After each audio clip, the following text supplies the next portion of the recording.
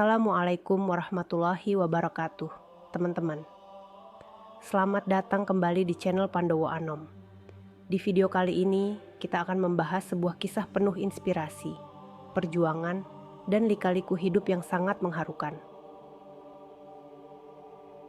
Kisah tentang Lisa, seorang gadis desa sederhana yang meraih mimpinya di negeri asing. Namun di tengah perjalanannya, harus menghadapi cobaan besar yang mengubah hidupnya. Penasaran bagaimana kisah lengkapnya? Yuk, simak terus video ini sampai akhir.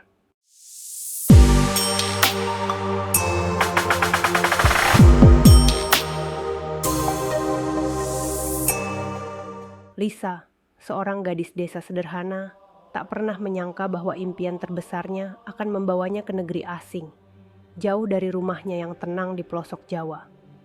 Ia tumbuh dalam keluarga petani yang hidup dalam keterbatasan. Meski begitu, Lisa selalu memiliki semangat belajar yang tinggi.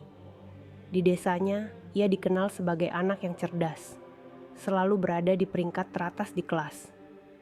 Mimpinya untuk kuliah di luar negeri tak pernah pudar, meskipun keluarganya sering meragukan apakah itu mungkin tercapai. "Apa tidak terlalu jauh, Nak?" tanya ibunya suatu hari dengan wajah khawatir. "Bu, kalau kita punya tekad dan doa, tidak ada yang mustahil," jawab Lisa dengan yakin. Ayahnya hanya terdiam, menatap anak sulungnya yang begitu ambisius. Setelah berbulan-bulan belajar keras untuk mendapatkan beasiswa, akhirnya kabar gembira datang. Lisa diterima di salah satu universitas Islam di Arab Saudi. Sebuah pencapaian besar yang membuat keluarganya merasa bangga sekaligus cemas. Ibunya tak kuasa menahan tangis saat melepasnya di bandara, sementara ayahnya hanya bisa mendoakan dalam diam. Bagaimanapun, mereka tahu ini adalah kesempatan sekali seumur hidup bagi Lisa. Sesampainya di Jeddah, Arab Saudi, Lisa terpesona dengan suasana baru. Udara gurun yang panas dan kering, bangunan-bangunan megah, dan orang-orang dengan budaya yang berbeda. Ia merasa seperti masuk ke dunia lain. Hari-hari awalnya di universitas cukup berat. Ia harus beradaptasi dengan bahasa Arab yang belum sepenuhnya dikuasainya, selain menghadapi tekanan akademis yang jauh lebih tinggi daripada yang pernah dirasakannya di kampung. Namun, Lisa adalah gadis yang tangguh. Setiap tantangan dihadapinya dengan sabar dan gigih. Ia rajin mengikuti kelas, mendalami ilmu agama, dan budaya Islam. Salah satu mata kuliah yang paling menarik baginya adalah sejarah peradaban Islam.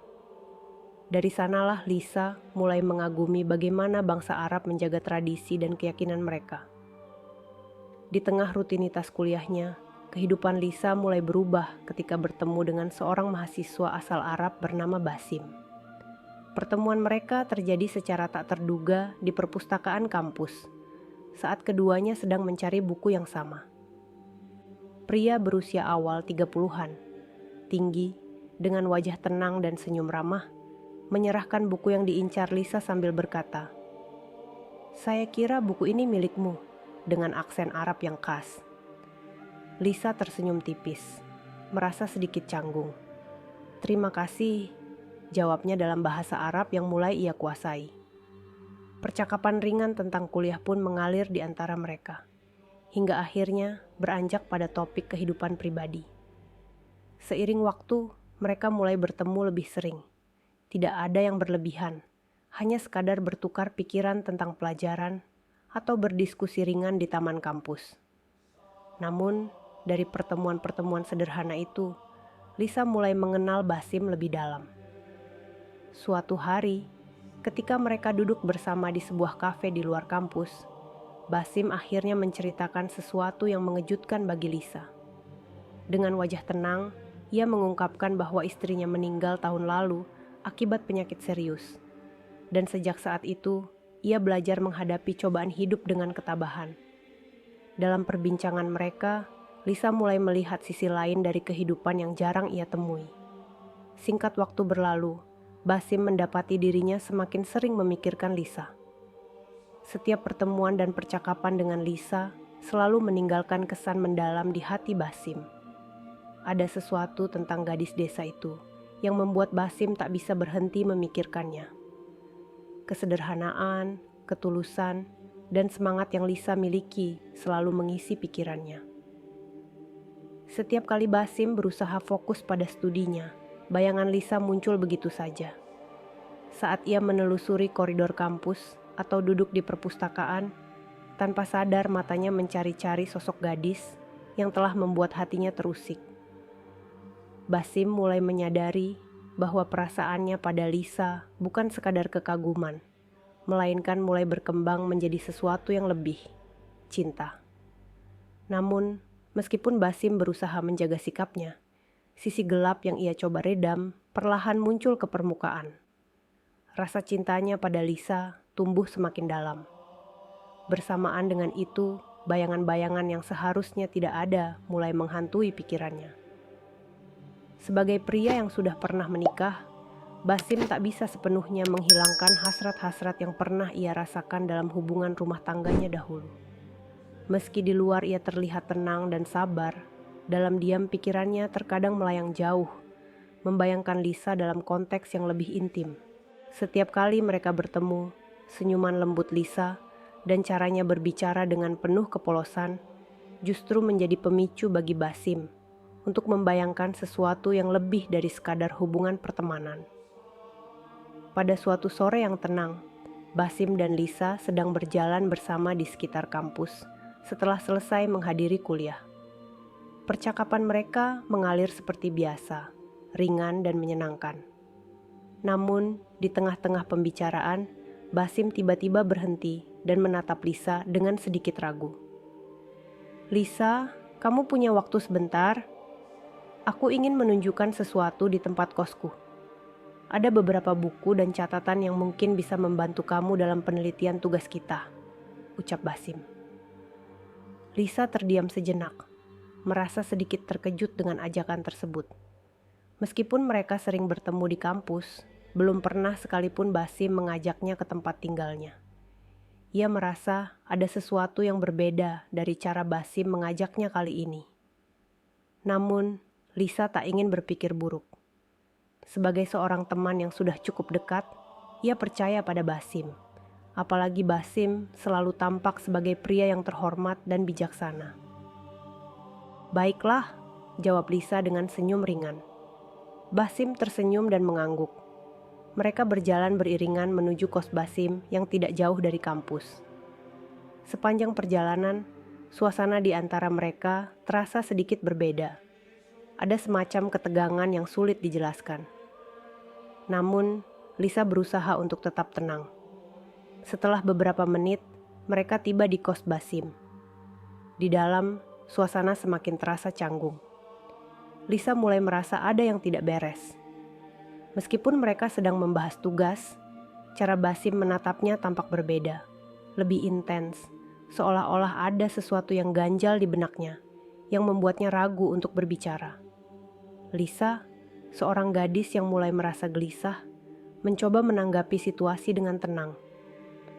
"Basim, aku menghargai perasaanmu, tapi aku pikir kita harus fokus pada tujuan kita masing-masing dulu," katanya. Namun, bukannya mereda, Basim justru semakin mendekat. Ia duduk lebih dekat di samping Lisa. Tatapannya semakin hangat, tetapi juga membingungkan. Tangannya perlahan menyentuh tangan Lisa, mencoba merasakan kedekatan yang lebih dari sekadar teman. "Lisa," bisik Basim dengan suara yang sedikit bergetar. "Aku sudah lama menyimpan perasaan ini. Aku ingin kita bisa lebih dekat." Lisa merasa perasaannya terbelah. Di satu sisi, ada ketertarikan dan kenyamanan bersama Basim. Namun, di sisi lain, ada ketakutan dan kegelisahan yang menghantuinya. Meski ia berusaha melawan, dalam hatinya, sesuatu menariknya untuk tetap berada di sana.